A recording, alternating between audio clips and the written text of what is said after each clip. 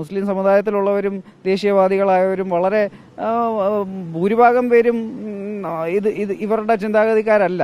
ഇത് തീവ്ര മനോഭാവമുള്ള ചിലവരെ മാത്രം പ്രീണിപ്പെടുത്താൻ CAAക്ക് വേണ്ടി ഇവർ കിടന്ന് ബഹളം വയ്ക്കുന്നു. പക്ഷേ CAA എന്താണ്? CAA ആകപ്പാടെ പെർസിക്യൂട്ടഡ് മൈനോറിറ്റീസിനുള്ള ഒരു ഇന്ത്യക്കാരനും ബാധിക്കാത്തൊരു നിയമം. അതുപോലെ ആർട്ടിക്കിൾ 370യുടെ അനുച്ഛേദനത്തിന് ശേഷം ഒരുപാട് ദേശീയ സുരക്ഷാ പ്രശ്നങ്ങൾ മാറി. പക്ഷേ കോൺഗ്രസ് പാർട്ടിയും കമ്മ്യൂണിസ്റ്റ് പാർട്ടിയും എല്ലാവരും പിന്നെയും ഈ തീവ്ര മനോഭാവമുള്ള ചില ന്യൂനപക്ഷങ്ങളെ പ്രീണിപ്പിക്കാൻ ഇങ്ങനത്തെ സ്റ്റാൻഡ് എടുക്കുന്നത്. കാരണം കോൺഗ്രസ് പാർട്ടി ഇന്ന് ശ്രീ നരേന്ദ്രമോദിജി ഇന്നലെ പറഞ്ഞതുപോലെ 1940കളിലൊക്കെ ഉണ്ടായിരുന്ന മുഹമ്മദ് അലി ജിന്നയുടെ മുസ്ലിം ലീഗിൻ്റെ അതേ മനോഭാവത്തിലേക്ക് പോയിക്കൊണ്ടിരിക്കുകയാണ്. ഇവരൊന്ന് രാജ്യത്തിനൊരു സുരക്ഷാ ഭീഷണിയാണ്.